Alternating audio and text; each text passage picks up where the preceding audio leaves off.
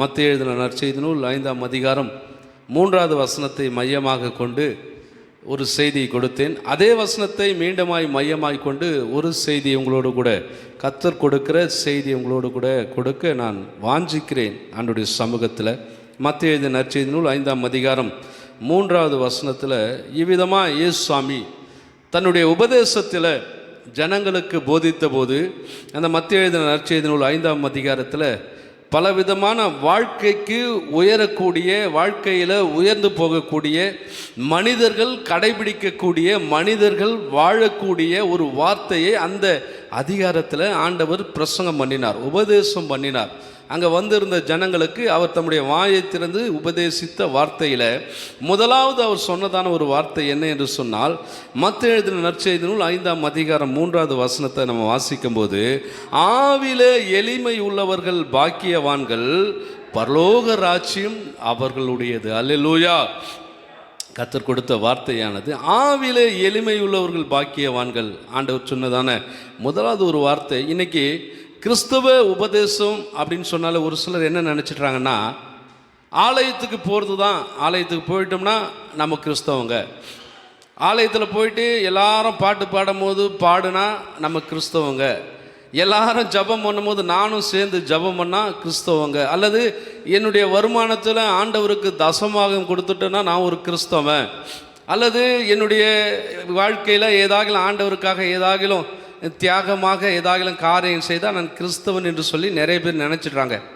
இல்லை, ஞாயிற்றுக்கிழமை ஆலயத்துக்கு போனால் மாத்திரம் கிறிஸ்தவம் கிடையாது. வேத வசனத்தை கை கொள்ளணும், சத்தியத்தை சத்தியமாய் அதை கேட்டு சத்தியத்தின்படி நடக்கும்போது தான் அவன் உண்மையான கிறிஸ்தவன். அவன்தான் தேவன் கொடுக்கிற ஆசீர்வாதங்களை பெற்றுக்கொள்ள முடியும். பைபிளை எடுத்துட்டோம் அப்படின்றதுனால நம்ம ஆசீர்வதிக்கப்படவும் அல்ல, வேதத்தை படித்தாலும் நம்ம ஆசீர்வதிக்கப்படவும் அல்ல, ஜெபித்தாலும் நம்ம ஆசீர்வதிக்கப்படவும் அல்ல.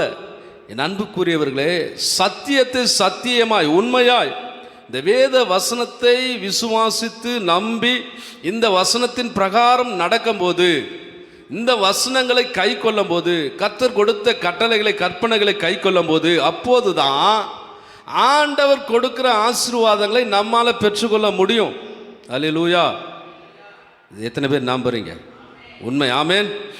தேவன் நம்மை ஆசீர்வதிக்க ஆயத்தமாக தான் இருக்கிறார். அந்த ஆசீர்வாதத்தை பெற்றுக்கொள்வதற்கு கர்த்தர் ஒரு சில வழிகளை நமக்கு வச்சிருக்கிறாரு. அந்த வழிகளை நம்ம ஃபாலோ பண்ணும் போது, அந்த வழிகளை நம்ம பின்பற்றும் போது கர்த்தர் கொடுக்கிற ஆசீர்வாதத்தை நம்ம பெற்றுக்கொள்ள முடியும். அல்லேலூயா. ஆகையினால ஆண்டவர் இன்றைக்கு நம்மோடு கூட இந்த வசனத்தின் மூலமாய் பேச விரும்புகிறார். ஆவில எளிமை உள்ளவர்கள் பாக்கியவான்கள். யார் ஆவில எளிமை உள்ளவர்கள் யார் அப்படின்னு சொன்னால், இதற்கு ஒரு நிறைவான ஒரு விளக்கத்தை கொடுக்க முடியும் அப்படின்னு சொன்னால், ஆவில எளிமை உள்ளவர்கள் எப்படி இருப்பாங்க அப்படின்னு சொன்னால், அவருடைய வாழ்க்கை கிறிஸ்துவுக்குள்ளே அவங்க எப்படி இருப்பாங்கன்னு சொன்னால், அவங்க வாழ்க்கையை பார்க்கும்போது மிகவும் தாழ்மையான ஒரு வாழ்க்கை வாழ்கிறவர்களாக இருப்பாங்க. கிறிஸ்துவுக்குள்ளே தன்னை தாழ்த்தி வாழ்கிற ஒரு வாழ்க்கை வாழக்கூடியவர்களாக இருப்பாங்க, சாந்தம் உள்ளவர்களாக இருப்பாங்க, அமைதி உள்ளவர்களாக இருப்பாங்க. அவங்க முகத்தை பார்க்கும் போதே தெரியும் இவங்க கிறிஸ்துவுக்குள்ள தாழ்மை உள்ளவர்களாய், ஆவில எளிமை உள்ளவர்களாய் வாழ்கிறார்கள் என்று சொல்லி அறிந்து கொள்ள முடியும். இந்த ஆவில எளிமையான வாழ்க்கை எப்படி வாழ முடியும் அப்படின்னு சொன்னால், ஒவ்வொரு கிறிஸ்தவருக்குள்ளேயும், உனக்குள்ளேயும் எனக்குள்ளேயும் தேவ ஆவி இருந்தாதான். நல்லா புரிஞ்சுக்குங்க, ஆவில எளிமையாய் வாழ்கிற வாழ்க்கை என்பது அது சுலபமானது அல்ல, அது லெகுவானது அல்ல. நீங்கள் ஆவில எளிமையாய் வாழணும்னு சொன்னால் அது மிகவும் கடினமானது. ஒரு தாழ்மையான வாழ்க்கை வாழ்வது மிகவும் கடினமானது. ஒரு சாந்தமான வாழ்க்கை வாழ்வது மிகவும் கடினமானது. ஒரு அமைதியான ஜீவனம் பண்ணுவது மிகவும் கடினமானது. ஏனென்று சொன்னால், இந்த உலகத்தில் எந்த திசை திரும்பினாலும், எந்த பக்கம் பார்த்தாலும் உலகத்தில் பலவிதமான நெருக்கங்கள், பலவிதமான பாடுகள், போராட்டங்கள், இவைகள் மத்தியில் தான் நாம் வாழ்ந்து கொண்டு இருக்கிறோம். இதன் மத்தியில் தாழ்மையாய் ஆவிலே எளிமையாய் வாழ்வது என்பது மிகவும் கடினமான ஒரு வாழ்க்கை. ஆனால் இந்த கடினமான வாழ்க்கை நாம் ஆவில எளிமையாக எப்படி வாழ முடியும் அப்படின்னு சொன்னால், தேவனுடைய ஆவி, தேவன் கொடுக்கிற ஆவி நமக்குள்ள இருக்கும்போது நாம ஆவியில எளிமை உள்ளவர்களாய் வாழ முடியும். அல்லேலூயா, அல்லேலூயா. கர்த்தருக்குள் பிரியமானவர்களை, வேத வசனம் சொல்லுகிறது, கிறிஸ்துவின் ஆவி உடையவன் அவருடையவன். யாருக்குள்ளாம் கிறிஸ்துவின் ஆவி இருக்கிறதோ அவர்கள்லாம் கிறிஸ்துவுக்குரியவர்கள். இன்னைக்கு நமக்குள்ள கிறிஸ்துவின் ஆவி இருக்கிறது. எத்தனை பேர் ஒத்துக்கிறீங்க? எனக்குள்ள தேவ ஆவியானவர் இருக்கிறார். நான் ஞானஸ்தானம் பெற்றேன், நான் ஜெபம் பண்ணுறேன், பரிசுத்த ஆவியானவர் எனக்குள்ளே இருக்கிறாரு. நான் அந்நிய பாஷையில் பேசுகிறேன், கர்த்தர் எனக்குள்ளே இருக்கிறார். இல்லை இல்லை. ஏன் அப்படின்னா, நீ பிறக்கும் போது கிறிஸ்துவின் ஆவி உனக்குள்ளே இருக்கிறார், தெய்வத்தின் ஆவி உனக்குள்ளே இருக்குது. எத்தனை பேர் நம்புறீங்க? நீங்கள் பிறக்கும் போதே கர்த்தர் கொடுத்த ஆவி உங்களுக்குள்ளே இருக்குது. ஏன் அப்படின்னு சொன்னால், ஆதியாகமத்தின் புஸ்தகம் 2வது அதிகாரம் 7வது வசனத்தை நம்ம வாசிக்கும் போது, ஆதியில் பாருங்க, தேவன் மனுஷனை உருவாக்கினார், அவனை மண்ணினால் என்ன பண்ணாராம்? சிருஷ்டித்தார், மண்ணினாலே உருவாக்கினார், மண்ணினாலே மனுஷனை உருவாக்கி. 7வது வசனம் வாசிக்கிறோம், ஆதியாகமும் 2ஆம் அதிகாரம் 7வது வசனத்தில் வாசிக்கிறோம், தேவனாகிய கர்த்தர் மனுஷனை பூமியின் மண்ணினாலே உருவாக்கினார், உருவாக்கி ஜீவ சுவாசத்தை அவன் நாசில ஊதினார். மனுஷன், அல்லேலூயா. அப்போ மனுஷனுக்குள்ள யாருடைய ஆவி இருக்குது? நமக்குள்ள யாருடைய ஆவி இருக்கிறது? தேவனுடைய ஆவி நமக்குள்ள இருக்கிறது.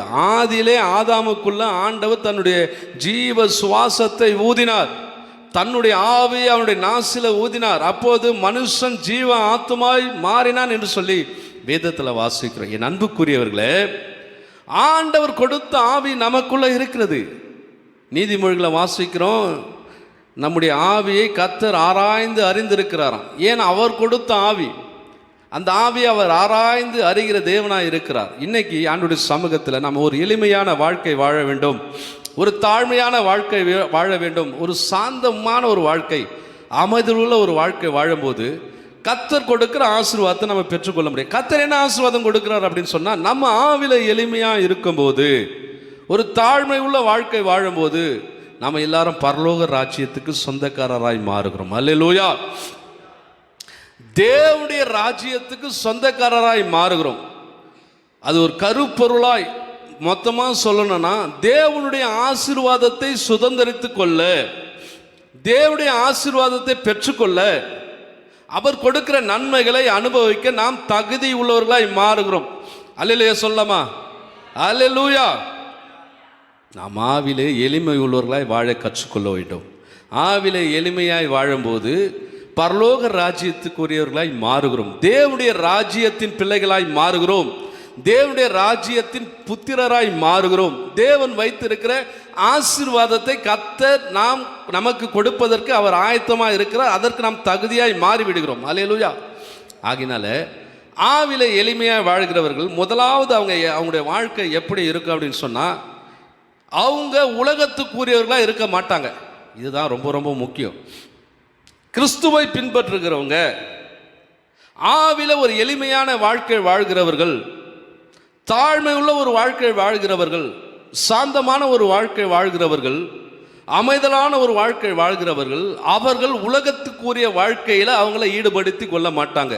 வேதம் சொல்லுகிறது, 1 யோவானின் புஸ்தகம் 2வது அதிகாரம் 15வது வசனத்தை நம்ம வாசிக்கும் போது, அங்கே யோவான் எழுதுகிறார், நீங்கள் உலகத்திலும் உலகத்தில் உள்ளவைகளிலும் அன்பு கூறாதிருங்கள். ஒருவன் உலகத்தில் அன்பு கூர்ந்தால் அவனிடத்தின் பிதாவின் அன்பு இல்லை. அல்லேலூயா. அப்போ ஆவில எளிமையாய் வாழ்கிற மக்கள், ஆவில எளிமையாய் வாழ்கிறவங்க எப்படி இருப்பாங்க அப்படின்னு சொன்னா, உலகத்துக்குரிய வாழ்க்கையில அவங்க தங்களை ஈடுபடுத்தி கொள்ள மாட்டாங்க, உலகத்தை அவர்கள் வெறுக்கிறவர்களாய் மாறுவார்கள். அல்லேலூயா. என்னங்க எப்படி சொல்றீங்க? இந்த உலகத்தில் தானே நாங்கள் இருக்கிறோம், இந்த உலகத்தில் தானே நாங்கள் எல்லாத்தையும் செய்யணும், அப்படி இருக்கும்போது இந்த உலகத்துக்குரியவர்கள் அல்ல என்ன நீங்கள் சொல்கிறீங்களே, இது எப்படி சாத்தியமாகும்? ஆகும். கிறிஸ்துவுக்குள்ள இந்த உலகத்தில் தேவன் வைத்திருக்கிற அந்த நன்மையான காரியங்களை மாத்திரம் பின்தொடர்ந்து, இந்த உலகத்தில் தேவன் வெறுக்கிற காரியங்களை வெறுப்பதே உலகத்தை வெறுப்பதாகும். அல்லேலூயா. இந்த உலகத்தில் தேவன் எதெல்லாம் வெறுக்கிறான்னு சொல்லி பட்டியல் போட முடியும் இல்லை? நிறைய காரியங்களை பட்டியல் போட முடியும், பட்டியல் போட்டு சொல்ல முடியும். இதெல்லாம் தேவன் வெறுக்கிற காரியங்கள், தேவன் இதெல்லாம் அருவருக்கிறார், தேவன் இதெல்லாம் வெறுத்து தள்ளுகிறார். தேவன் அருவருக்கிற, தேவன் வெறுக்கிற காரியங்களை நாமளும் என்ன பண்ணமா? வெறுக்கணும், அருவருக்கணும். அல்லேலூயா. அப்படி நாம் உலகத்தோடு ஒத்து போகாமல் வாழும்போது தான் நாம் தேவனுடைய பிள்ளைகளாய் மாறுகிறோம். அல்லேலூயா. நல்லா யோசித்து பாருங்க. ஆண்டவர் சொன்னார், இந்த உலகத்தில் அவர் பிரசங்கம் பண்ணும்போது இந்த உலகத்தில் இருக்கிற எல்லா காரியங்களையும் பிசாசு ஆண்டவர்கிட்ட காட்டுறான். ஆண்டவர் இயேசுசாமி 40 நாள் உபவாசம் இருக்கிறார். உபவாசம் இருக்கும்போது பிசாசு இயேசுசாமியை சோதிக்கும் போது பல காரியங்களை பேசி ஒரு செகண்டில் யார்கிட்ட? அண்ட சராசரங்களை படைத்தவர், அவர் தான் எல்லாத்தையும் சிருஷ்டித்தவர், அவர் தான் எல்லாத்தையும் உருவாக்கினவர், அவரையே மழக்க ட்ரை பண்ணுறான், அவரையே இழுக்க ட்ரை பண்ணுறான். யார்? பிசாசு. ஒரு நொடி பொழுதுல, ஒரு செகண்டில். அப்போ யோசிச்சு பாருங்க, உலகத்தில் இருக்கிற எல்லா இன்பத்தையும் காட்டுறானா? உலகத்தில் இருக்கிற எல்லாத்தையும் ஒரு செகண்டில் இயேசுசாமி கிட்ட காட்டுறான். இதையெல்லாம் உனக்கு தந்துடுறேன், நீ என்ன பண்ணு? என்னை பணிந்து கொள். அப்போது இந்த உலகத்தில் பிசாசு நமக்கு பலவிதமான ஆசைகளையும் பலவிதமான இன்பங்களையும் அவனால் கொடுக்க முடியும். நாம் விரும்பலைனா கூட, நாம் அதில் விருப்பப்படலைனா கூட, அந்த இடத்துல பிசாசு நம்ம கொண்டு போய் அதில் விழும்படியாய் பல வழிகளை நமக்கு அவன் உருவாக்குவான். அந்த வழியை யாரால் கண்டுபிடிக்க முடியும் அப்படின்னு சொன்னால், இந்த ஆவில எளிமையாக வாழ்கிறாங்க பாருங்க, தேவ ஆவினால் நிரப்பப்பட்டு வாழ்கிறாங்க பாருங்க, அவங்களால மாத்திரம்தான் இது பிசாசின் கிரியை, இது ஆண்டவருடைய கிரியை, இது பிசாசின் செயல், இது ஆண்டவரின் செயல், இது தேவனின் வார்த்தை, இது பிசாசின் வார்த்தை என்று சொல்லி நிதானித்து அறிய முடியும். யாரால? தேவ ஆவியை பெற்றவங்க, ஆவில எளிமையாக வாழ்கிறாங்க பாருங்க, அவங்களால மாத்திரம் தான் கண்டுபிடிக்க முடியும். அல்லேலூயா. இன்றைக்கு ஆண்டவர் நம்மோடு கூட பேசுகிறார். ஆவில எளிமையான வாழ்க்கை வாழ்வதற்கு நமக்கு ஒரு சில வழிமுறைகளை கற்றுத்தருகிறார். அதில் ஆண்டவர் சொல்கிறாரு, ஆவிக்குரிய பிள்ளைங்க, ஆவில எளிமையாக வாழ்கிற பிள்ளைங்க, அவங்க உலகத்தோடு என்ன பண்ண மாட்டாங்க? ஒத்து போக மாட்டாங்க. உலகம் எனக்கு பின்னாடி. இந்த உலகத்தில் நிறைய இன்பங்கள் இருக்குதுங்க, நிறைய ஆசைகள் இருக்கிறது, நிறைய காரியங்கள் இருக்கிறது. அதெல்லாம் நான் பின்பற்றி போக மாட்டேன். ஆனால் எனக்கு ஒன்றே ஒன்று தான். யார்? ஆண்டவர் தான். சிலுவை தான் எனக்கு முன்னாடி, இயேசு கிறிஸ்து தான் எனக்கு முன்னாடி. இதை யார் சொல்லுவான் அப்படின்னா, இதை யார் கடைபிடிப்பான்னு சொன்னால், தேவ ஆவியை பெற்ற மனுஷி மாத்திரம்தான் இதை கடைபிடிக்க முடியும். அவங்களால மாத்திரம்தான் இதை செய்ய முடியும். எல்லாராலும் இதை செய்ய முடியாது. தேவ ஆவி யாருக்குள்ளே இருக்கிறதோ, தேவ ஆவியானவர் யாருக்குள்ளே இருந்து நடத்துகிறாரோ, அவங்க மாத்திரம்தான் இந்த வார்த்தையை சொல்ல முடியும். 1 யோவான் 2:17 நம்ம வாசிக்கிறோம், உலகமும் அது நிச்சயம் ஒழிந்து போகும். இந்த உலகத்தில் இருக்கிற எல்லா காரியங்களும் ஒழிந்து போகும். என் அன்புக்குரியவர்களே, இந்த உலகத்தில் மனுஷன் உலக வாழ்க்கை எப்படியெல்லாம் வாழலாம் தெரியுமா? தன்னை பெருமையாக காட்டிக்கிறான், தன்னை உயர்வாய் காட்டிக்கிறான். ஒரு சிலர் பாருங்க, அவங்க போடுற ட்ரெஸ் எல்லாம் பார்த்தீங்கன்னா ரொம்ப காஸ்ட்லியாக போடுவாங்க. அந்த காஸ்ட்லியாக போடுற ட்ரெஸ்ஸை பிறர்கிட்ட சொல்லுவாங்க. நான் போட்டிருக்கிற எனக்கு ஒரு தம்பி ஒருத்தர் தெரியும், அவர் சொல்லுவார், ஆனால் இந்த ஷூ எவ்வளோ தெரியுமாண்ணா? இது 15,000 rupeesண்ணா அப்படின்னாரு. 15,000 ரூபாய் இந்த ஷூ அப்படின்னாரு. நான் அவர்கிட்ட நம்ம கேட்கவே மாட்டோம். நான் அவர்கிட்ட கேட்கல, அவராக சொன்னார். அவர் போட்டிருக்க ட்ரெஸ்லேருந்து எல்லாத்தையும் ரேட் சொல்லுவார். ஏன் தெரியுமா? அவர் காஸ்ட்லியாக போடுறாருன்றது என்கிட்ட சொல்கிறாரு, நான் எவ்வளோ காஸ்ட்லியாக போடுறேன் பாரு. இப்படி உலகத்தில் பெருமையாய் பேசக்கூடியவங்க இருக்கிறாங்க, தன்னை பெருமையாய் காட்டக்கூடியவங்க இருக்கிறாங்க, தன்னை மேன்மையாய் காட்டக்கூடியவர்கள் இருக்கிறாங்க. கிறிஸ்துவாகிய நாம அப்படி அல்ல. நம்மை பெருமையாய் காட்டுவதற்கோ, நம்ம உயர்வாய் காட்டுவதற்கோ தேவன் நம்மை அழைக்கவில்லை. அப்படி பெருமையாய் தாழ்மையாய் நாம் இருப்போம் என்று சொன்னால், தேவனின் ராஜ்யத்துக்கு, தேவனின் ஆசீர்வாதத்தை பெற்றுக்கொள்வதற்கு நாம் தகுதிகளை இழந்து விடுவோம். லூக்கா எழுதின சுவிசேஷம் 18ஆம் அதிகாரம் 10வது வசனத்துல ஒரு சம்பவத்தை வாசிக்கிறோம். எல்லாருக்கும் தெரிந்த சம்பவம் தான். லூக்கா எழுதின சுவிசேஷம் 2 மனுஷங்க ஜபம் பண்ணபடி எங்கே போகிறாங்க? தேவாலயத்துக்கு போகிறாங்க. ஒருவன் பரிசேயன், ஒருத்தன் ஆயக்காரன். பரிசேயன் நின்று, தேவனே, நான் பரிகாரர், அநியாயக்காரர், விபச்சாரக்காரர் ஆகிய மற்ற மனுஷரை போல இந்த ஆயக்காரனை போலும் இல்லாததனால் உம்மை ஸ்தோத்தரிக்கிறேன். வாரத்தில் 2 தரம் உபவாசிக்கிறேன்.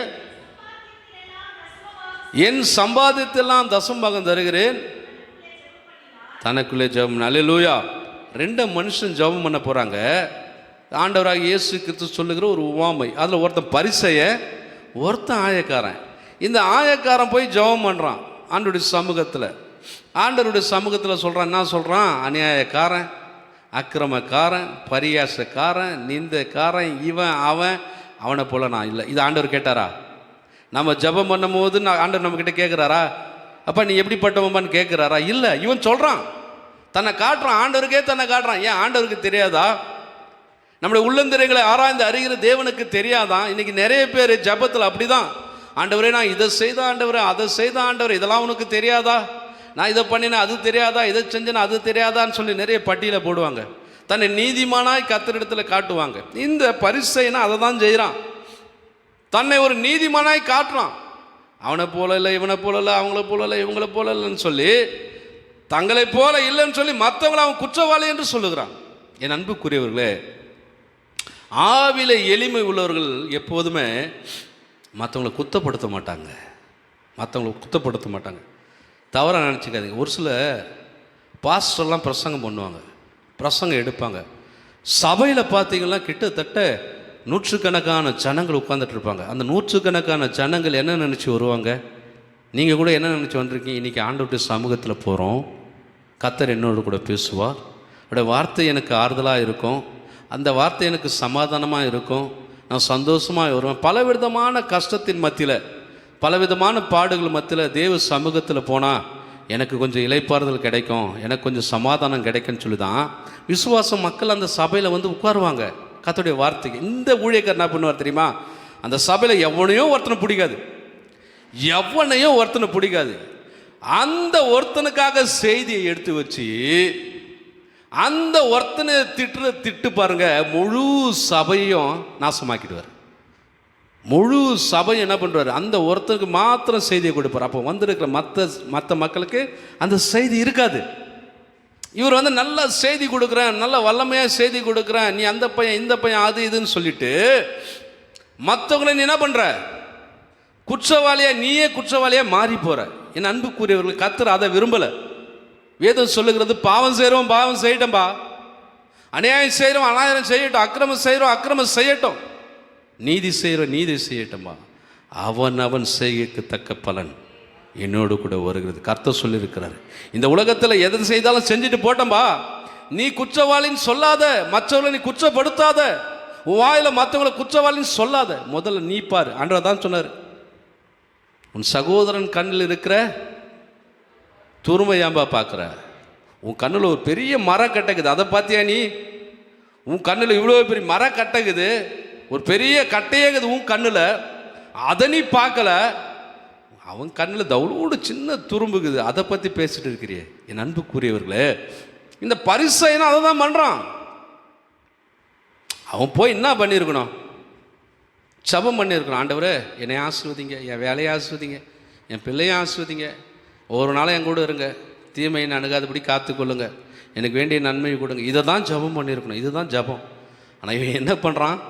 மற்றவங்கள குறை சொல்கிறான். இவனை பற்றி அவர் கேட்கவும் இல்லை, எதுவும் சொல்ல, மற்றவங்கள குறை சொல்லி ஜெபம் பண்ணுறான். அது மாத்திரமல்ல, வாரத்தில் 2 முறை ஏசாயா தீர்க்கதரிசனத்தில் உபவாசத்தை பற்றி போட்டிருக்குது. நீங்கள் வீட்டில் போய் வாசித்து பாருங்கள். உபவாசம் எப்படி இருக்கணும், உபவாசம்னா என்ன. இன்றைக்கி கூட வருகிற 18ஆம் தேதியிலேருந்து லெண்டன் டேஸ் ஃபாலோ பண்ண போகிறாங்க ஒரு சிலர்லாம். இந்த லெந்து நாட்களில் பார்த்தீங்கன்னா அவங்க பண்ணுற அலம்பல் இருக்குது பாரு, ஐயோ சாமி தாங்கவே முடியாது.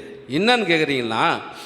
முன்னோர்கள் அந்த காரியங்களே கடைபிடிச்சாங்க. முன்னோர்கள் என்ன பண்ணாங்கன்னா, நான் வந்து எனக்கு இதெல்லாம் பிரியமாக இருக்கும், நான் என்ன பண்ண மாட்டேன், இந்த 40 நாள் சாப்பிட மாட்டேன், நான் சாப்பிட்ற இந்த காசு என்ன பண்ணுவேன்னா தரித்திற்கு இல்லாதவங்களுக்கு நான் என்ன பண்ணிவிடுவேன், கொடுத்துடுவேன். இதுதான் உண்மை.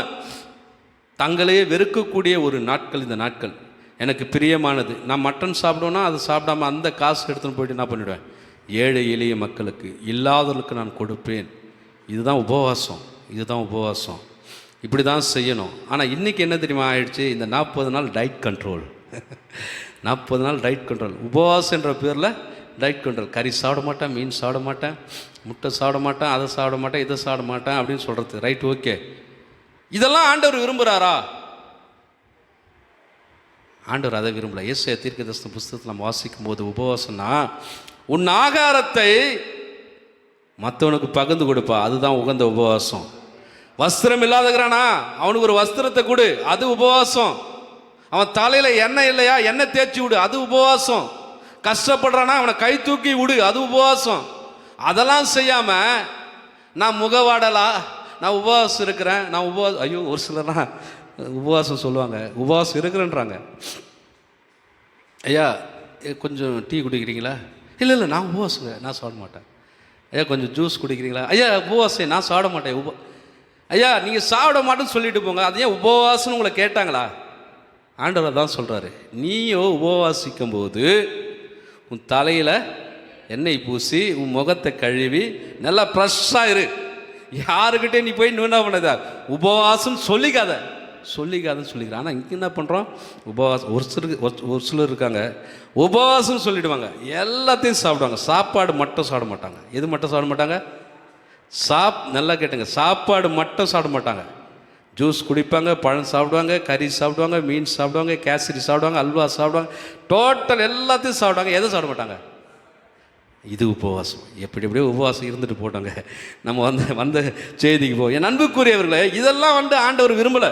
இவன் சொல்கிறான், வாரத்தில் நான் 2 முறை உபவாசம், நீ இருந்தால் இருயா கட்டிப்போ. அது கத்தர் கேட்கலையே.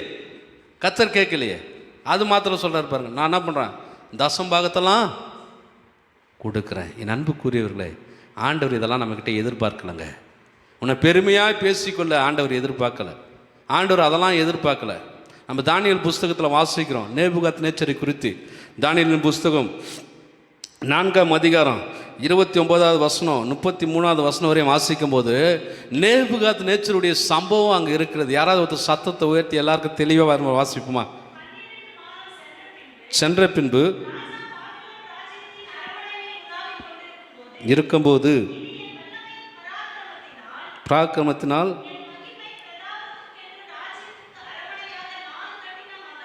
அவன் சொல்கிறான் பாருங்க. அவன் பாபிலோன் தேசத்தில் நேபுகாத்நேச்சர் ஒரு பிரம்மாண்டமான அரண்மனை கட்டினான், ஒரு பிரம்மாண்டமான தோட்டத்தை கட்டினான். யாராலையும் கட்ட முடியாத, யாராலையும் செய்ய முடியாத ஒரு பெரிய ஒரு அரண்மனையும் ஒரு தோட்டத்தையும், உலகத்தின் அதிசயங்கள் அது ஒன்று. அப்படிப்பட்டதை கட்டி என்ன சொல்கிறான், தன்னை பெருமையாக சொல்கிறான், இதெல்லாம் யார் கட்டினது? நான் கட்டினேன், என் வல்லமையினால் கட்டினேன், என் பராக்கிரமத்தினால கட்டினேன், என்னால் இதெல்லாம் கட்டினேன் அப்படின்னு அவன் சொன்னான் பாருங்க. சொன்ன அடுத்த செகண்டில் என்ன நடக்குதான் பாருங்க. இந்த வார்த்தை தன்னை மேன்மையாய், தன்னை பெருமையாய், தன்னை உயர்வாய், தன்னை குறித்து மேன்மையாய் பேசும்போது அந்த வார்த்தை அவன் வாயில் இருக்கும்போது வானத்திலிருந்து ஒரு சத்தம் உண்டாகி, ராஜாவாகிய நேபுகாத்நேச்சரே, ராஜ்ய பாரம் உன்னை விட்டு நீங்கிட்டு. அல்லேலூயா. எவன் ஒருத்தன் பெருமையாய் பேசுகிறானோ, எவன் ஒருத்தன் தன்னை உயர்வாய் நினைக்கிறானோ, கர்த்தர் அவனை தாழ்த்தி விடுவார். அல்லேலூயா. வேதம் தான் சொல்லுகிறது, பெருமை உள்ளவனுக்கு தேவன் எதிர்த்து நிற்கிறார். ஆவிலே எளிமையாய் இருப்பவர்கள் தாழ்மையாய் வாழக்கூடியவர்களாக இருப்பாங்க. அவங்களுக்குள்ள பெருமை இருக்காது, அவங்களுக்குள்ள மேன்மை இருக்காது, அவங்கள தன்னை உயர்வாய் பேச மாட்டாங்க. அப்போ அவங்க எதை உயர்வாய் பேசுவாங்கன்னு சொன்னால், சங்கீதம் 27 வாசிக்கிறோம், சிலர் ரதங்களை குறித்தும் சிலர் குதிரைகளை குறித்தும் மேன்மை பாராட்டுகிறார்கள். நாங்கள் மேன்மை பாராட்டுது, நாங்கள் பெருமையாய் பேசுவது, எங்கள் தேவனாகிய கர்த்தரை குறித்தே மேன்மை பாராட்டுவோம். அவர் ஒருவரே எங்களுக்கு மேன்மையானவர், அவர் ஒருவரே எங்களுக்கு உயர்வானவர். எங்களுடைய வாழ்க்கையில் பெருமையெல்லாம் அவர் தாங்க, எங்களோட வாழ்க்கையில் மேன்மையெல்லாம் அவர் தாங்க, என்னோட வாழ்க்கையில் உயர்வெல்லாம் அவர் தாங்க. அவரை மேன்மையாய் பேசுவது தான் ஆவிலே எளிமையாய் வாழ்கிற வாழ்க்கையில். அன்புக்குரியவர்களே, இந்த பரிசேயனுடைய ஜபம் தன்னை உயர்வாய் காட்டுகிறது, தன்னை மேன்மையாய் காட்டு. ஆனால் ஆயக்காரன் எப்படி ஜபம் பண்ணுறான்னு தெரியுங்களா? அந்த ஜபத்தை கேட்கும் போது உண்மையாக ஒரே ஒரு வார்த்தை தான் சொல்கிறான். வாசிங்க, அதை பார்ப்போம். ஆயக்காரன் தூரத்தில் நின்று பாருங்க, அவன் தூரத்தில் நின்று தன் கண்ணை கூட ஆண்டவர் நோக்கி பார்க்கலையாம். தன் கண்களை கூட ஏறெடுக்க அவன் துணியாமல் தன் மார்பில் அடித்து கொண்டு, தேவனே பாவியாகி என் மேல் கிருபையாயிரும். எப்போ ஒருத்தர் ஆவியில் எளிமையாக இருக்கிறாங்களோ அவங்க தன்னை பாவி என்று உணர்வாங்க. ஐயா நான் பரிசுத்தவான் கிடையாது ஐயா, நான் நீதிமான் கிடையாது ஐயா, நான் நல்லவன் கிடையாது, நான் பாவிதான். இன்னைக்கும் பாவிதான். பாவியாக இருந்த என்னை கர்த்தர் ரட்சித்தார். பாவத்தில் இருந்த என்னை கர்த்தர் ரட்சித்தார். நான்லாம் இங்கே நிற்பதற்கு தகுதியே அற்றவன், இங்கே நின்று பிரசங்கம் பண்ணுறதுக்கு நான் தகுதியே இல்லாதவன். அப்படிப்பட்ட என்னை கர்த்தர் ரட்சித்தார். இதுதான் ஒரு தாழ்மை நாவி.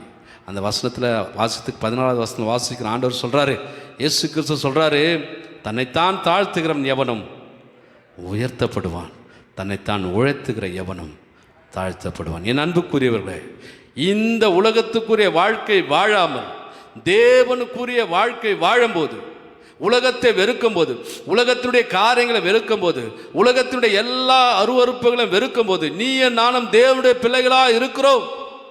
தேவனுடைய பிள்ளைகளுக்குரிய ஆசீர்வாதத்தை பெற்றுக்கொள்கிறோம் இருக்கிறோம். அல்லேலூயா. ஆண்டவர் இன்றைக்கு நமக்கு கற்றுக் கொடுக்கிற காரியம், நீங்கள் தாழ்மையாய் வாழ கற்றுக்கொள்ளுங்க. ஆண்டவர் மோசேக்கு ஒரு சாட்சியை கொடுத்தார். மோசேயை போல உண்மையுள்ளவன் எவனும் கிடையாது, அவனை போல சாந்த குணம் உள்ளவன் ஒருவனும் இந்த உலகத்தில் கிடையாது. ஆண்டவர் சொல்றார், சாந்த குணம் உள்ளவர்கள் பூமியை சுதந்திரித்துக் கொள்வார்கள். அல்லேலூயா. இன்னைக்கு நீங்கள் நானும் ஆண்டுடைய சமூகத்தில் ஒரு எளிமையான வாழ்க்கை, ஆவில எளிமையான வாழ்க்கை வாழும்போது கர்த்தர் நம்மை ஆசீர்வதிக்கும். முதலாவது, தேவனுக்குரிய பிள்ளைகள் உலகத்தை வெறுத்து தேவனை பின்பற்றுவர்களாக இருப்பீங்க. அல்லேலூயா. நான் உலகத்தை வெறுத்தேன்னா நான் யாருடைய பிள்ளை? தேவனுடைய பிள்ளை. உலகத்தோடு ஒத்து போனோன்னா நான் தேவனுடைய பிள்ளை இல்லை. இதை மனசில் வச்சுக்க. நீங்கள் ஆவிக்குரியவர்களாக இருக்கிறீங்க, தேவ ஆவி உங்களுக்குள்ளே இருக்கிறது, தேவ ஆவினால் நீங்கள் நடத்தப்படுறீங்க, ஆவில எளிமையான வாழ்க்கை வாழ்கிறீங்கன்னு சொன்னால் எந்த சூழ்நிலையிலும், எந்த நிலைமையிலும், எந்த இடத்திலும் தேவனை உயர்த்தவர்களாய் மாத்திரம்தான் நீங்கள் இருப்பீங்க. உலகத்தின் பின்னே நீங்கள் போக மாட்டீங்க. அல்லேலூயா. ரெண்டாவது ஒரு காரியம், ஆவில எளிமை உள்ளவர்கள் எப்படி இருப்பாங்க சொன்னால், அவங்க தேவனின் சித்தத்தை செய்கிறவர்களாக இருப்பாங்க. அல்லேலூயா. தங்களுடைய சித்தத்தை நிறைவேற்றுவர்களாக இருக்க மாட்டாங்க. எதை செய்தாலும், எதை செஞ்சாலும், எங்கே போனாலும் அவங்க யாரை நம்பி போவாங்க? அல்லேலூயா. இன்னைக்கு நிறைய பேருடைய வாழ்க்கையில் அது அனுபவமாய் பார்க்குறேன். எனக்கு தெரிந்த ஒரு போதகர் இருக்கிறார். அவர் வெளியே எங்கே போனாலும், எந்த இடத்துக்கு போனாலும் ஜபம் பண்ணாமல் போகவே மாட்டாருங்க. வீட்டை விட்டு வெளியே போனால் ஜபம் தான். ஆண்டவரை வெளியே போகிறான், ஆண்டவரை ஜபம். காரில் ஏறுறாரா ஜபம், சாப்பிட்றாரா ஜபம், தூங்க போகும்போது ஜபம். உதாரணத்துக்கு சொல்கிறேன் பாருங்க, அவர் உட்காரும் போது ஜபம் பண்ணுவார். ஆண்டவர் உட்கார்றேன். எனக்கு ரொம்ப ஆச்சரியமாக இருக்கு. அந்த ஊழியர், வயசான ஊழியர், அவ்வளோ ஒரு எல்லாத்துக்கும் ஜபம். அதுக்கு என்ன அர்த்தம் தெரியுமா? என்னால் ஒன்றும் கிடையாதுங்கப்பா, என்னால் ஒன்றுமே கிடையாது, எல்லாம் நீங்கள் தான், நீங்கள் தான். பெருக்குமான் செய்ய கூட ஒரு பாட்டு பாடியிருக்காருல, எப்படி நான் வாழணும், எங்கே நான் போகணும், எதை நான் பேசணும், எதை நான் பேசக்கூடாது, கற்றுத்தாருங்கப்பா, கற்றுத்தாருங்கப்பா. நான் எங்கே நிற்கணும், எங்கே நிற்கக்கூடாது, எதை செய்யணும், எதை செய்யக்கூடாது, எனக்கு கற்றுத்தாங்க. இதுதான் தேவனுடைய சித்தத்தை செய்கிற ஒரு வாழ்க்கை. வசனம் பாருங்க, நம்ம வாசிப்போம். சவுல் பாருங்க, கிறிஸ்தவர்களை துன்புறுத்தி கொடுமைப்படுத்தி இந்த கிறிஸ்தவமே இருக்கக்கூடாது, இந்த கிறிஸ்தவமே இருக்கக்கூடாது, அழிக்கணும், இவங்கெல்லாம் ஒன்றுமே இல்லாமல் போகணும் அப்படின்னு சொல்லி நினச்சி புறப்பட்டு போகும்போது சாமி அவரை சந்திக்கிறாரு. சாமி சந்திக்கும் போது அவருடைய கண்கள் பார்வை இழந்து போகிறது, வாழ்க்கையில் ஒரு மாற்றம் உருவாகிறது. அப்போது இந்த சவுல் சொன்ன வார்த்தை என்ன தெரியுமா? அப்போஸ்தலர் நடபடிகள் 9ஆம் அதிகாரம் 6வது வசனத்தை நம்ம வாசிக்கும் போது அங்கே பாருங்க, இப்போ பாருங்க, சவுல் நடுங்கி திகைத்து, ஆண்டவரே, அல்லேலூயா, அல்லேலூயா. வாழ்க்கையில் நெருக்கங்கள் வரும்போது, வாழ்க்கையில் கஷ்டங்கள் வரும்போது, வாழ்க்கையில் பாடுகள் வரும்போது, வாழ்க்கையில் உபத்திரவங்கள் வரும்போது, என் அன்புக்குரியவர்களை ஒன்றை கற்றுக்கொள்ளுங்க, நீங்கள் அவைகளோடு போராடணும்னு நினைக்காதீங்க.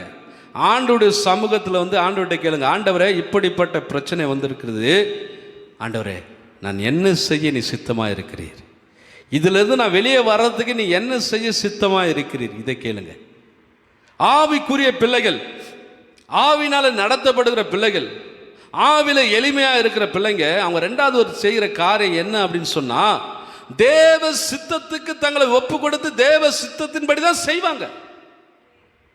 இன்னைக்கு நிறைய பேர் பாருங்க, தேவ சித்தம் தேவ சித்தம் தேவ சித்தம் சொல்லிட்டு அவங்க சித்தமாக செஞ்சுட்டு இருப்பாங்க, அவங்க விருப்பமாக செஞ்சுட்டு இருப்பாங்க. எதெல்லாம் தேவங்கிட்ட கேட்கணும்னு தெரியாது, எதெல்லாம் தேவனுடைய சமூகத்தில் ஜபத்தில் வைக்கணும்னு தெரியாது. அந்த மாதிரிலாம் ஜபத்தில் வச்சுட்டு ஆண்டவர் இதை எனக்கு செய்யலை அதை செய்யலைன்னு சொல்லிட்டு இருப்பாங்க. என் அன்புக்குரியவர்களே, தேவனுக்கு பிரியமானதை தேவனிடத்தில் ஜெபித்து கேட்கணும். தேவன் விரும்பாத காரியங்களை ஜபத்தில் வச்சு கேட்டுட்டு ஆண்டவர் எனக்கு செய்யலைன்னு சொல்லக்கூடாது. ஒன்று சொல்கிறேன் பாருங்க, நீங்கள் ஒரு காரியத்துக்காக ஜெபம் பண்ணுறீங்க, ஒரு முறை ஜெபம் பண்ணுறீங்க, 2 முறை ஜெபம் பண்ணுறீங்க, 3 முறை ஜெபம் பண்ணுறீங்க, உபவாசம் இருந்து ஜெபம் பண்ணுறீங்க, காத்திருந்து ஜெபம் பண்ணுறீங்க, அந்த காரியம் நடக்கலை அப்படின்னு சொன்னால் தேவனே உங்களுடைய சித்தம் என்று சொல்லிட்டு விட்டுடுங்க. அல்லேலூயா. அதோடு கூட போய் போராடாதீங்க, அதோடு கூட போய் முட்டிக்கிட்டு நிற்காதீங்க. ஆண்டவர்கிட்ட சொல்லிடுங்க, தேவனே இது உம்முடைய சித்தம், உமக்கு சித்தமானால் இதை எனக்கு செய்யுங்க. அன்றைக்கி குஷ்டரோகி வந்து ஆண்டவர்கிட்ட ஜெபம் கேட்குறாலாம், ஒரு ஜெபம். மத்தேயு எழுதின சுவிசேஷம் 8ஆம் அதிகாரத்தில் வாசிக்கிறோம்.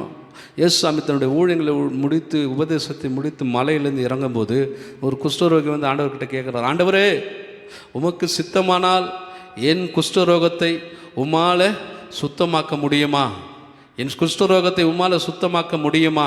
ஏன்னா பலவிதமான கஷ்டங்களை பட்டு கொண்டு இருக்கிறேன், என்னை ஊருக்கு வெளியே என்னை புறம்பே வச்சுட்டு இருக்காங்க, என் வியாதி நீங்கம்மான்னு சொல்லி ஆண்டவர்கிட்ட கேட்கும்போது ஆண்டவர் சொன்ன வார்த்தை என்ன தெரியுமா? எனக்கு சித்தம் உண்டு சுத்தமாக. கர்த்தருக்கு சித்தமானது அவர் கையினாலே வாய்க்கும். உனக்கு ஆண்டவர் எதை கொடுக்க நினைக்கிறாரோ அதை கர்த்தர் உனக்கு கொடுப்பாரு. ஆனால் நீ ஆண்டோட சித்தத்தை செய்கிறவனா இரு. நல்ல ஒரு பாட்டு, பழைய பாட்டு, என் சித்தம் அல்ல உம் சித்தம் நாதா, என்னாலே அல்ல உம்மாலே ஆகும். என் சித்தம் அல்ல உம் சித்தம் நாதா, என்னாலே அல்ல உம்மாலே ஆகும், உம்மாலே ஆகும். இதான் உண்மை, இதான் உண்மை. என் சித்தத்தின்படி எதுவும் செய்ய முடியாதப்பா, ஏன் முயற்சிகள் ஒன்றும் நடக்காது, ஏன் அறிவினால நான் எதுவும் செய்ய முடியாதப்பா, என் பலத்தினால நான் எதுவும் செய்ய முடியாதப்பா, என் பணத்தினால நான் எதுவும் செய்ய முடியாது, என் படிப்பினால நான் எதையும் செய்ய முடியாது. உம்முடைய கிருபையும் உம்முடைய சித்தமும் மாத்திரம் இருந்தால் என் வாழ்க்கையில் மாற்றங்கள் உருவாகும். அல்லேலூயா. இன்னைக்கு கர்த்தருடைய ஆசீர்வாதம் நமக்கு வேணும், நம்முடைய குடும்பத்துக்கு வேணும், நம்முடைய பிள்ளைகளுக்கு வேணும். நம்ம செய்கிற வேலையில் ஆசீர்வாதம் இருக்கணும், நம்ம செய்கிற தொழிலில் ஆசீர்வாதமாக இருக்கணும், நம்முடைய ஊழியத்தில் ஆசீர்வாதமாக இருக்கணும். கர்த்தர் கொடுக்கிற கட்டளைகளை, கர்த்தர் கொடுக்கிற கற்பனைகளை கை கொள்வோம். ஆண்டவர் சொல்றாரு, ஒரு தாழ்மை உள்ள வாழ்க்கை வாழ கற்றுக்கொள், உலகத்தில் ஒத்து போகாத உலகத்தை வெறுத்து விடு, நான் உலகத்தை வெறுத்தேன் ஆண்டவர் சொல்றாரு. அவர்கள் என்னுடையவர்கள், நான் உலகத்தை வெறுத்தது போல அவர்களும் உலகத்தை வெறுக்கிறார்கள். அல்லேலூயா. முதலாவது உலகத்தை வெறுத்து, ரெண்டாவது ஒரு காரியம் தேவனின் சித்தத்தை செய்கிறவர்களாய் மாறுவோம். அல்லேலூயா. மூன்றாவது ஒரு காரியம், ஆவியிலே நடத்தப்படுகிற பிள்ளைகள், ஆவியிலே நடத்தப்படுகிற பிள்ளைகள் அவர்கள் எப்போ இருப்பாங்கன்னா, தேவனுடைய ஆளுகைக்குள்ள, தேவனுடைய ராஜ்யத்துக்குள்ள, தேவனுடைய கரத்துக்குள்ள எப்பொழுதும் அடங்கியிருப்பார்கள். அல்லேலூயா. மூன்றாவது ஒரு காரியம், நம்ம ஆவில எளிமை உள்ள வாழ்க்கை வாழும்போது நாம் எப்படி இருப்போம் அப்படின்னு சொன்னால், நாம் எப்பொழுதும் தேவனுடைய கரத்தில் தான் அடங்கியிருப்போம். 1 பேதுரு புஸ்தகம் 5ஆம் அதிகாரம் 5வது வசனத்தில் நம்ம வாசிக்கும் போது அங்கே பேதுரு எழுதுகிறார், ஏற்ற காலத்தில் தேவன் உங்களை உயர்த்தபடிக்கு அவருடைய பலத்தை கைக்குள் அடங்கிருங்க. அல்லேலூயா. அவருடைய கையில் நீங்கள் அடங்கிருங்கப்பா. ஏற்ற காலத்தில் தேவன் உன் வாழ்க்கையில் எதை கொடுக்கணும் அது கொடுப்பார். உனக்கு என்ன நன்மையை கர்த்தர் கொடுக்க அறிந்திருக்கிறா அதை கொடுப்பார். ஒன்று சொல்லட்டமா, இந்த மனசில் வச்சுங்க, கர்த்தர் உங்களுக்கு ஒரு ஆசீர்வாதத்தை கொடுக்க முடிவு பண்ணிட்டாருன்னு வச்சுங்களேன், கர்த்தர் உங்களை ஆசீர்வதிக்க அவர் தீர்மானிச்சிட்டார்னு வச்சுங்களேன், அந்த ஆசீர்வாதத்தை தடை பண்ண எந்த மனுஷனால முடியாது. எந்த மனுஷனும் தடை பண்ண முடியாதுங்க. அது யாராக இருந்தாலும் சரி, தேவன் உன்னை ஆசீர்வதிக்க முடிவு பண்ணிட்டாரு, உன்னை உயர்த்த முடிவு பண்ணிட்டாரு, உன்னை மேன்மையாக வைக்க முடிவு பண்ணிட்டாருன்னா எந்த மனுஷனாலும் எந்த சக்தினாலும் தடை பண்ணவே முடியாது. ஏற்ற காலத்தில் உனக்கு வேண்டிய நன்மைகளை கர்த்தர் கொடுப்பார். விசுவாசிங்க, நம்புங்க. ஆண்டவருடைய சமூகத்தில் ஜெபித்து காத்திருக்கிறீங்களே, உன் ஜபத்துக்கு பதில் வரும் ஐயா, அம்மா, உன் ஜபத்துக்கு பதில் வரும். ஆண்டவர் பாருங்க, தம்முடைய பிள்ளைகளை வெறுமையாய் அனுப்புகிற தேவன் அல்ல. தம்முடைய பிள்ளைகள் மீது மனதுருகிற தேவன், பரிதாபம் கொள்ளுகிற தேவன்.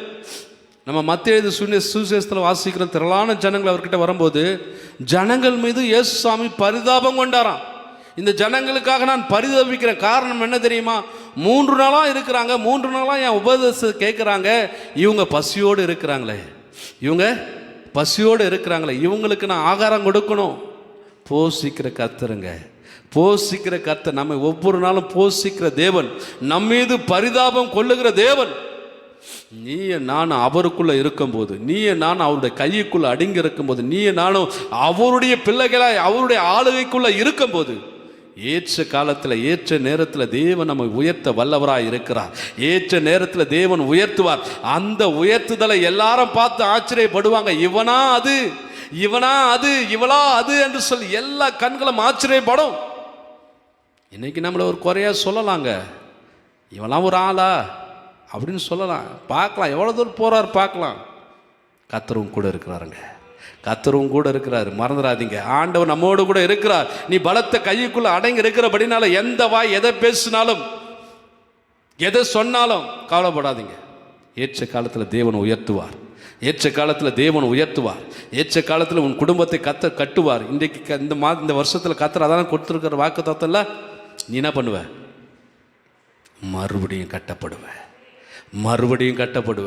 நீ கட்டப்படுவ, உன் வாழ்க்கை கட்டப்படும், உன் வியாபாரம் கட்டப்படும், உன் தொழில் கட்டப்படும், உன் குடும்பம் கட்டப்படும். கர்த்தர் உன்னை கட்டுவார், உன்னை நிலைநிறுத்துவார். கர்த்தர் கொடுக்கிற ஆசீர்வாதம் மாறாதது. அல்லேலூயா. அன்புக்குரியவர்கள், இந்த நாள் தேவன் நமக்கு கொடுத்ததான வார்த்தை. நீ ஆவியில எளிமையாய் வாழும்போது, நீ ஆவியில எளிமையாக இருக்கும்போது தேவ ஆவி உனக்குள்ள இருக்கும். இதை முதல்ல நீங்க நம்புங்க. தேவாவி எனக்குள்ள இருக்கிறார், தேவாவி எனக்குள்ள இருக்கிறார். நான் வாழ்கிற வாழ்க்கை ஒரு தாழ்மையான வாழ்க்கை வாழ்வேன். ஆண்டவருக்கு முன்பாக ஒரு சாந்தமுள்ள வாழ்க்கை வாழ்வேன். ஆண்டவருக்கு முன்பாக ஒரு அமைதலுள்ள வாழ்க்கை வாழ்வேன். ஆண்டவருக்கு முன்பாக நான் பெருமையாக எதையும் பேச மாட்டேன், உயர்வாக எதையும் பேச மாட்டேன். எல்லாம் அவர்தான். 2வது ஒரு காரியம், ஆண்டவருடைய சமூகத்தில் வாழ்கிற நீ நான் தாழ்மையுள்ள வாழ்க்கை வாழ்வது மாத்திரமல்ல, தேவ சித்தத்துக்கு நம்ம ஒப்பு கொடுப்போம், தேவ சித்தத்துக்கு நம்ம அர்ப்பணிப்போம், தேவ சித்தத்தை செய்கிறவர்களாய் மாறுவோம். தேவன் விரும்புகிற காரியங்களை மாத்திரம் செய்கிறவர்களாக நாம் இருப்போம். 3வது ஒரு காரியம், அவருடைய ஆளுகைக்குள்ள அவருடைய கைக்குள்ள நாம் அடங்கி இருக்கும்போது ஏற்ற காலத்தில் தேவன் நம்மை ஆசீர்வதிப்பார். அல்லேலூயா. ஏற்ற நேரத்தில் ஒரு நேரம் உண்டு, அந்த நேரத்தில் கர்த்தர் உன்னை உயர்த்துவார். உன் நம்பிக்கை வீண் போகாது, நிச்சயமாகவே முடிவு உண்டு. உன் நம்பிக்கை வீண் போகாது. ஏற்ற காலத்தில் தேவன் ஆசீர்வதிப்பார். இருக்கிற இடத்துல அப்படியே கண்களை மூடி ஆண்டவருடைய சமூகத்தில் நம்ம ஒப்பு கொடுப்போமா?